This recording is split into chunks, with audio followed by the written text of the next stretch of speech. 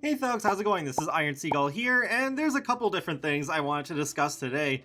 So first, just another update on my situation with my save, because I was talking about before how my police station was corrupted. Turns out things got a bit more complicated. I thought I was out of the woods. I was not. So it turns out after a lot of testing that there was something wrong with the police station in particular that I downloaded from the gallery, because when I saved the default police station into my library and tried placing that back, my game would be caught in an infinite loading screen of trying to place it down. And also when I tried deleting stuff from the police station manually, eventually the game crashed to the desktop once I started destroying some stuff on the second floor.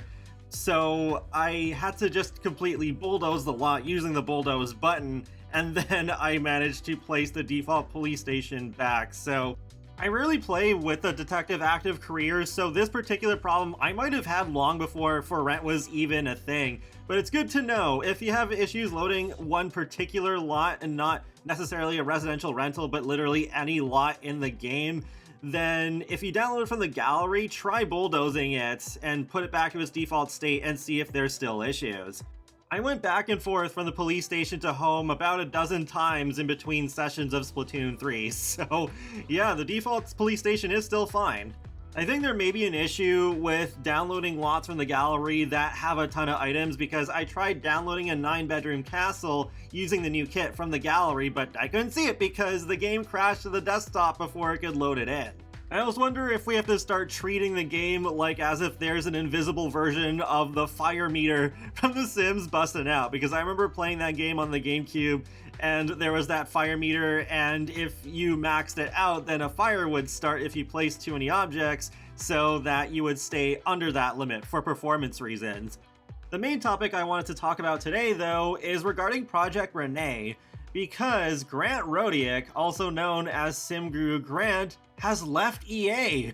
So that's pretty huge, because he's labeled the game director, as you saw there from this footage of a previous Behind the Sims episode. I learned about this because Mr. Whispers on Twitter posted a screenshot of a recent LinkedIn post from Grant. So let's take a look at what he said. "I've decided to leave Maxis and EA.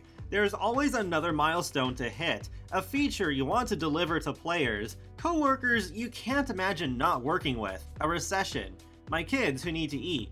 I realized there was never going to be a perfect moment apart, but I knew it was time to change, so I'm taking the jump.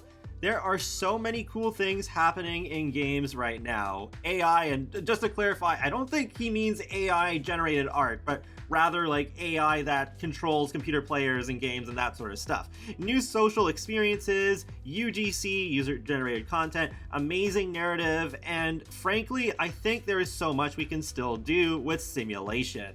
My hope is to find a new place that challenges me, allows me to dabble in some of these exciting areas, and continue to delight in making games. After all, I still really love games.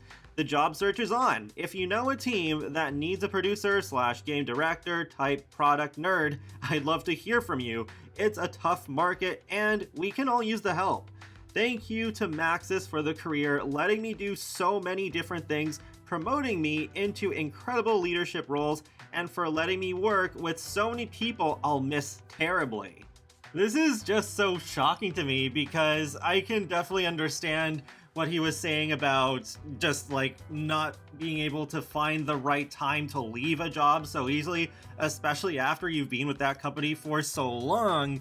But right in the middle of development of this game, because Project Rene is still a long ways off, I can definitely understand why people are speculating that there's some trouble going on behind the scenes, especially at this point. They're probably still deciding the direction of the core gameplay, because they haven't really talked about much of that aside from the online aspects.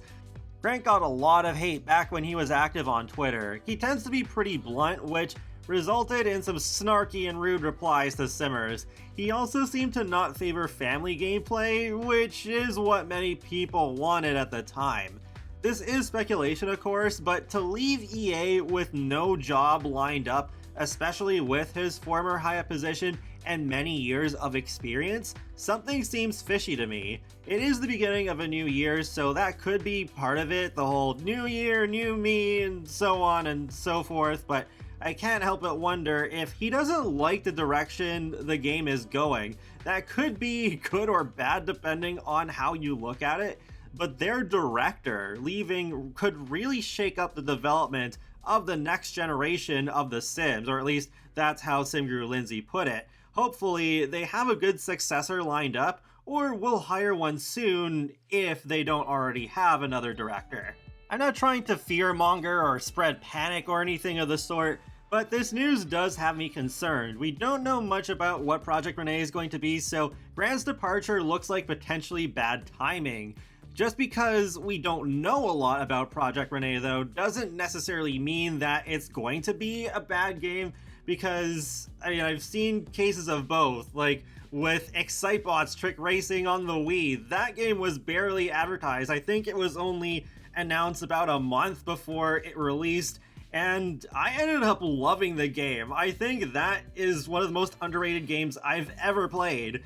And then we also have The Sims 4, where it wasn't really advertised too much until a few months before the game came out. We barely knew what was going to be in it, and then the news came out that, oh, we're not going to have pools, or ghosts, or cars, or terrain tools, or burglars, and so many other things, so it can still go either way. And I still want The Sims to thrive, especially alongside its upcoming competition like Paralives and Life by You and Inzoi, but I just don't have a lot of confidence in the game right now. I just don't feel like I have much reason to be. Plus, with the current situation of The Sims 4 almost 10 years later being really glitchy, and packs coming out obviously long before they were really done, is not helping to instill any confidence in me either.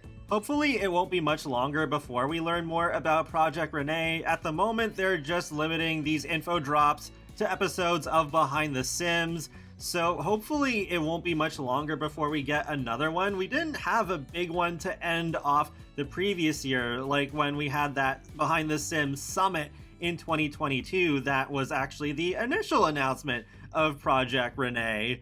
We didn't have that at the end of 2023, so I feel like we're kind of due for some kind of Behind the Sims, whether it be a summit or not, but it didn't appear on the roadmap for this quarter, so who knows at this point. I'm not saying I need one right now. What I need right now is at least a statement or a laundry list about what they're gonna fix with The Sims 4 and its bugs, but it is a different team working on Project Rene, so that's still going at the same time. That's about all the rambling I wanted to do for now. I know it's not really positive news, but I still found it interesting news to bring up, even though I am admittedly late to this. But feel free to let me know your thoughts in the comment section below, and be sure to subscribe if you'd like to keep up with my latest gaming content. I will talk to you all later, and have a great day. Thanks for watching!